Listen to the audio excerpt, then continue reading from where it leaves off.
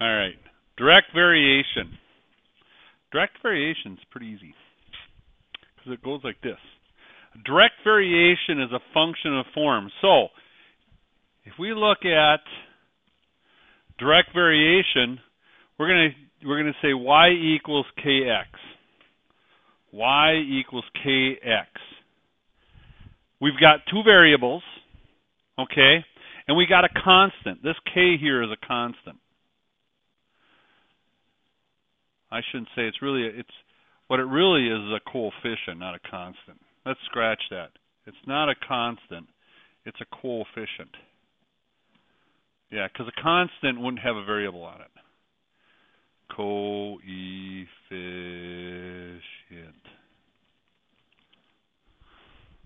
Is a coefficient. All right. It has a number in front of the x.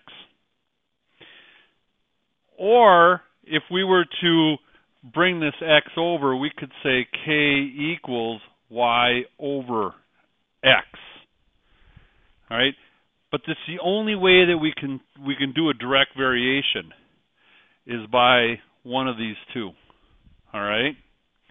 So if we were to take a look at coordinates x, y, all right, we would be able to determine whether there's a direct variation between the x and the y if they fit into one of these two forms. All right. All you really have to do is memorize one of them, y equals kx or y over x equals k. This may be easier, and you'd be able to derive the other one, wouldn't you? Right? You just have to divide through by the x to get the other one. So you should be able to do it. So if we looked at direct variations, we'd say this: 6 and 9. Is there a direct variation?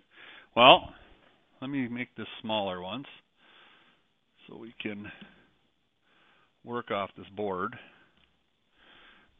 If we were to do a direct variation here, and we took a look at 3 and 9, and remember we can use this one, y over x equals k.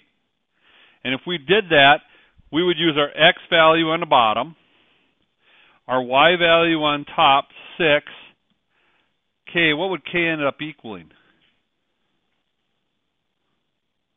2, right? All right. So let's take the next one down here. We've got 3, 6 we just did. Let's take a look at the next one. It would be 18 on top over 9. 2.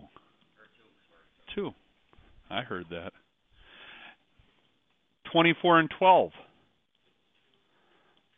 So we find out that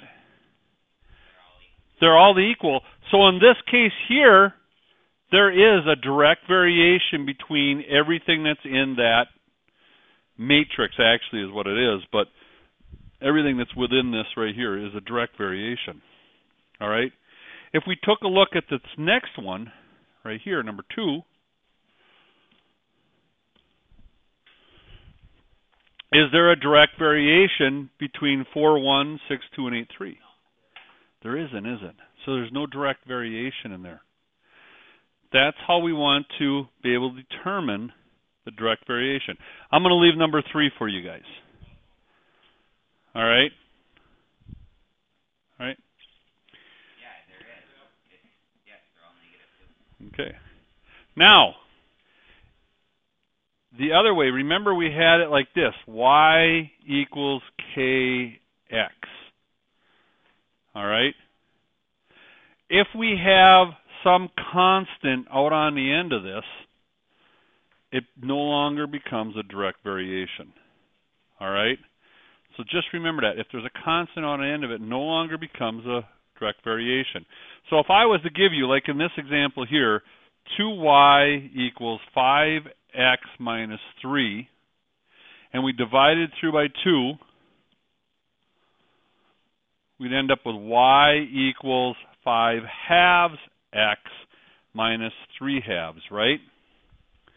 In this case here, we do not follow this right here as being y equals kx. We have a constant out on the end. It is not a direct variation. Pretty easy, isn't it? Okay. you need to be able to go through these on the bottom, and there will be, I'm going to have you do the odds on this, okay? Let's take a look at the next page here.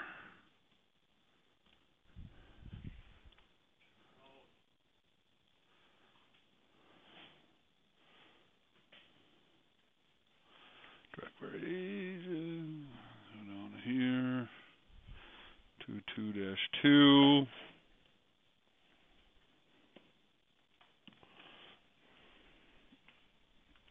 All right, in this case here, let's take a look at the example.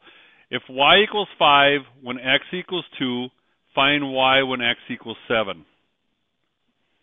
All right. Yeah, we're going to do our if y equals 5 when x equals 2, all right, find y when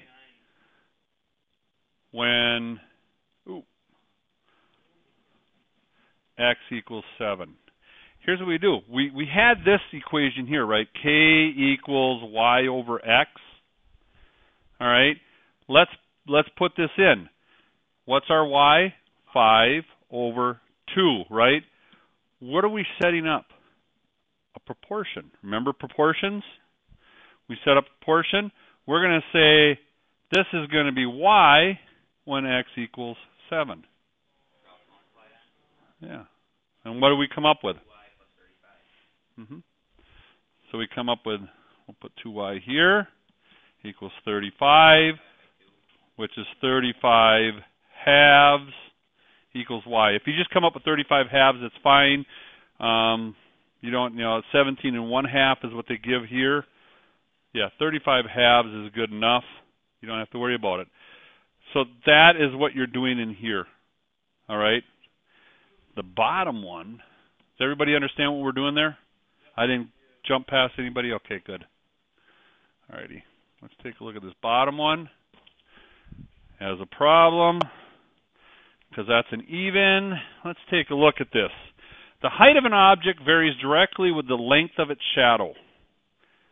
Yes, I want you guys to do this one. So I want you to do the odds.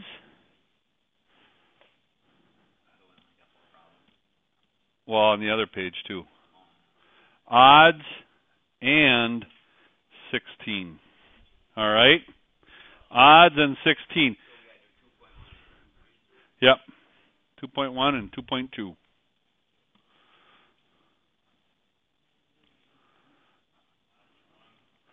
Okay?